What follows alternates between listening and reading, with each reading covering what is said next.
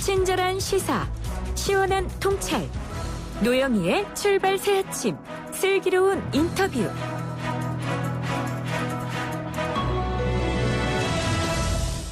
코로나19 사태가 장기화되면서요, 일자리 문제 정말 걱정이 아닐 수 없습니다. 타격이 큰 업종의 경우에는 일자리를 잃는 근로자가 우후죽순 늘어나고 있고요. 소상공인들이야 말할 것도 없겠죠. 어떤 저가 항공사의 경우에는 수습을 받고 있던 항공 비행기를 운행할 수 있는 그런 분들한테 일괄적으로 사표를 받게 됐다는데요. 와, 이런 경우는 우리 앞으로 어떻게 될지 정말 막막할 수밖에 없을 것 같습니다. 정부에서 어떤 대책을 가지고 있는지, 또 우리가 받을 수 있는 혜택은 뭔지 자세히 한번 알아보고요. 오늘 임서정 고용노동부 차관님께 질문하시고 싶은 거 있으면 여러분들도 좀 질문 많이 해주시면 되겠습니다. 우선 임서정 고용노동부 차관님 자리하셨습니다. 안녕하세요. 예, 안녕하십니까. 네. 요즘에 걱정이 정말 많으실 것 같습니다. 이 고용노동부 입장에서도 이런 경우는 사실은 예측하지 못하셨을 거 아닙니까, 처음에? 예, 그렇습니다. 코로나 상황 자체를 지난해 예산 반영한다든가 이럴 때 지금 못하고 시작을 했습니다. 그랬죠. 그러다 보니까 이제 52시간 근로 1년 연장하고 말고 이걸 떠나가지고 예. 전체적으로 지금 틀을 다 바꿔야 되는 거 아니냐, 이런 얘기가 나오는 상황이죠. 52시간에 대한 이야기도 있고요. 네. 그리고 그거 외에도 여러 가지 요구, 그러니까 재택근로라든가 아니면 선택근로라든가 이런 데에 대한 요구들도 많이 늘어나고 있는 것 같습니다. 재택근로나 선택근로를 하게 되면은 좋을 수도 있겠지만은 혹시라도 급여가 깎이는 거 아니냐, 혹시 고용 불안이 생기는 거 아니냐, 이런 걱정하는 분들 많던데요.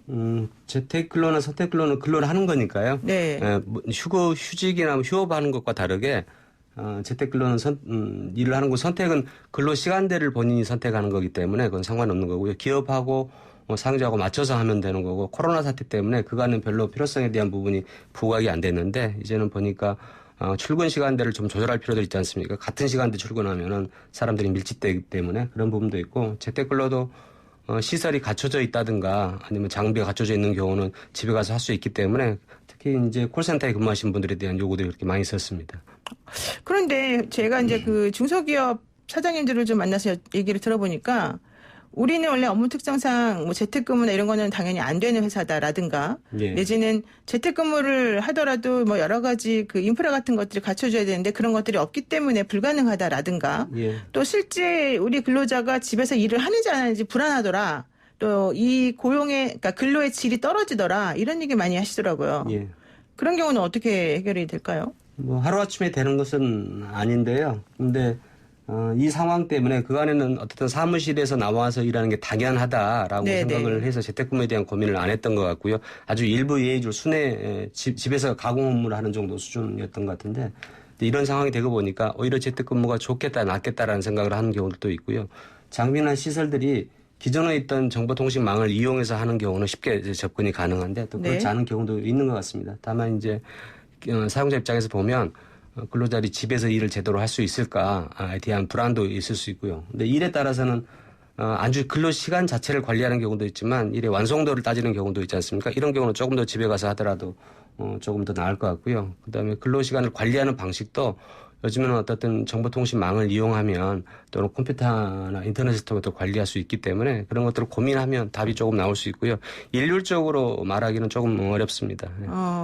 지금 그러면은 고용노동부 차원에서도 중소기업이라든가 소상공인들에게 그런 재택근무나 유연근무, 선택근로 이런 것들 관련해서 뭔가 좀 지침을 내려주거나 교육을 시키거나 이런 것들이 좀 있습니까? 그렇게 하는 경우에 저희들이 지원을, 그러니까 재택근로나 선택근로 하게 되면 시설이 필요하거나 장비들이 필요하거나 아니면 기업 입장에서 보면 인사나 노무를 별도로 해야 되는 부분이 있지 않습니까? 그럼 거기에 비례해가지고 노무 관리에 들어가는 비용들 지급하기도 하고 있습니다. 노무 비용 같은 거요? 그리고 시설을 장비가 설치가 필요하면 그 비용의 일정 부분들을 정부가 지원하는 형태로 하고 있습니다. 그건 대여는 아니고 그냥 공짜로 주는 거예요? 그렇습니다. 지원, 대여 장비를 하는 경우는 없고, 왜냐하면 개별 기업에 따라 완전히 다르기 때문에 저희들이 시설을 설치하는 데 필요한 비용의 일정 부분들을 이렇게 제공하는 형태로 하고 있습니다. 그렇군요. 지난 제3차 비상경제회의에서 코로나19 관련해서 이제 여러 가지 대책을 내놓으신 걸로 알고 있습니다. 근데 우선 가장 눈에 띄는 게 바로 사회보험료를 감면해주겠다 이런 거였는데 이거는 정확히 뭡니까? 사회보험료는 아무래도 이제 상황이 어렵기 때문에 이런 건강보험료라든가 국민연금, 그다음에 고용보험, 산재보험에 대한 부담들이지 않습니까? 네. 그래서 한편으로는 그 납부를 해야 되는데 납부 기한을 연장해 주는 게 하나가 있고요. 납부 기한 연장이요? 그러니까 지금 3월부터 5월 사이 굉장히 어렵기 때문에 네네. 이 부분을 연장해서 6, 7, 8월로 이렇게 연기하든가 하는 방법입니다. 그리고 납부 기한을 연장하는 방법인데 이런 경우는 고용보험하고 보통 이제 3개월 연장을 하고 있고요. 다만 이제 각 사회 보험료의 특성들이 있고 그다음에 재정 상황들이 조금씩 달라서 다 같이 하지는 않고 건강보험은 아니고요. 네. 고용보험과 산재보험, 국민연금에 대해서는 3개월간 납부 유예하고 3에서 5월분을 그리고 6, 7, 8월에 같이 내도록 그렇게 하고 있습니다. 아무래도 6, 7, 8월이 되면 본인들이 부담이 더 늘 수 있기 때문에 이것들은 본인들이 신청을 하도록 하고 있습니다. 신청 안 하면 또 안 돼요? 본인 어차피 이제 신청하면 다 되는 거고요. 본인이 희망하지 않는 경우들도 있습니다. 나중에 어차피 내야 되는 부분들이 있어서. 그래서 두 번째 문제가 이제 감면을 그러니까 아예 감면하는 그렇죠. 방법도 있습니다. 예. 근데 감면하는 건데 국민연금 같은 경우는 감면이 본인들이 쌓아가지고 나중에 받아야 되기 때문에 그건 감면 대상으로 하지 않고 있고요. 그리고 건강보험료는 지난번 추경에서 보험료의 하위 20%까지 를 기감면하도록 하위 20%에 있는 그 어려운 계층이죠. 이분들한테 3개월 동안 50%를 감면하기로 이미 한 바 있습니다. 그래서 이번에 하위 20에서 40% 사이에 대해서 3개월 동안 30%를 추가 감면하기로 했고요.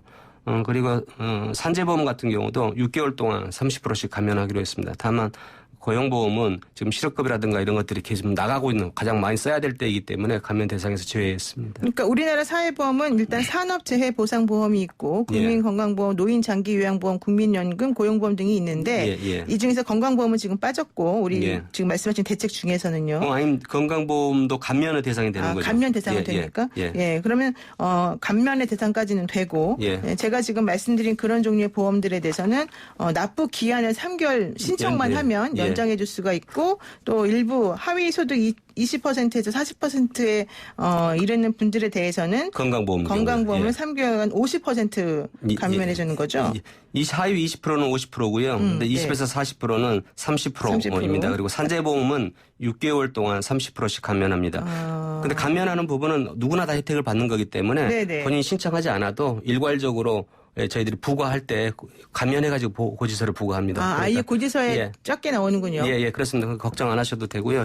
본인들이 납부 기한 연장만 요청하는 경우는 그건 신청하시면 되겠습니다. 그렇군요. 그 또 지난번에 내놓으신 대책 중에 하나 우리가 좀 보았던 게 바로 취약계층에 대한 생계지원 추가 대책이 있었습니다. 이런 추가 대책을 마련하신 배경과 내용은 뭐가 될까요? 저희들이 2월 28일 날 고용안정 대책을 냈었는데 이 고용안정 대책은 이제 핵심은 그 당시에는 고용보험에 가입돼 있는 분들을 중심으로 하고 있습니다. 우리 고용안정망이 이제 고용보험을 기반으로 하는 거니까요.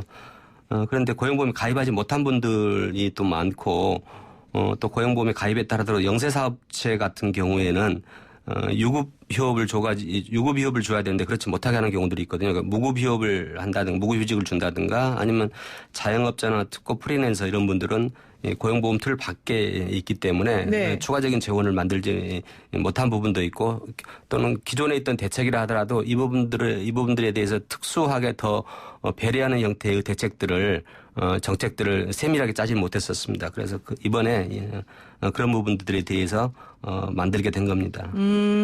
그러면은 그동안에 좀 소외되어 있던 사각지대에 계신 분들이 조금 혜택을 받을 수 있게 됐다는 예를 들면은 무급휴직 근로자나 특고나 프리랜서, 건설 이용 근로자 이런 분들이 주 대상으로 보시면 되겠습니다.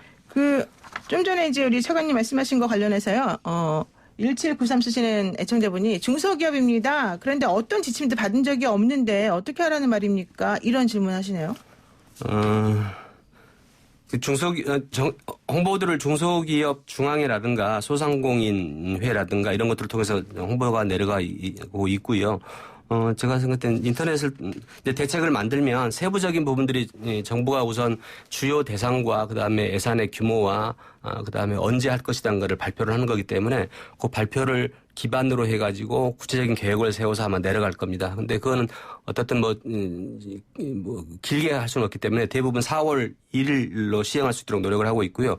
교양에 따라서는 규정 자체를 바꿔야 되는 경우들이 있습니다. 그래서 그런 것들은 조금 늦어질 수도 있지만 어떤 4월 중에는 대부분 다 시행하도록 그렇게 준비하고 있습니다. 그러니까 잘 모르시는 분들은 중소기업 중앙회나 뭐 고용노동부나 이런 쪽에 전화해서 문의를 하시면 되겠네요. 예, 우선은 문의하시면 좀 더 자세한 내용을 알 수 있고요. 자세한 내용 중에서도 제가 말씀드린 대로 아직 구체적인 규정 자체가 마련되지 않은 마련되지 않은 경우들도 있습니다. 윤곽만 우선 발표한 경우들이 있기 때문에 근데 일단 오늘 4월 1일이에요. 예, 4월 1일이기 예. 때문에 대부분 다 준비해서 곧 발표할 겁니다. 오늘 당장 발표하는 것도 있습니다. 지역 고용 대응 특별 지원 사업 같은 경우는 지역 고용 뭐라고요? 다시요. 지역 고용 대응 특별 지원 사업이라고 있는데요. 네. 저희들이 어제까지 지방자치단체로부터 어떻게 할 것인지 규모를 어떻게 하고 대상을 어떻게 할 것인지를 협의하고 대상을 대충 정리를 했습니다. 네, 이것은 네. 이제 주 대상자가 무급휴직자하고 특급 프리랜서에 대한 지원인데요. 정리가 됐기 때문에 그거를 구체적인 내용들을 발표할 겁니다. 그러니까 오늘 조금 있다가 고용노동부에서 발표할 대책 중에 하나가 지역 고용 대응 특별 지원 사업인데 예. 이것은 무급휴직자나 프리랜서 등을 대상으로 하는 것이다. 예.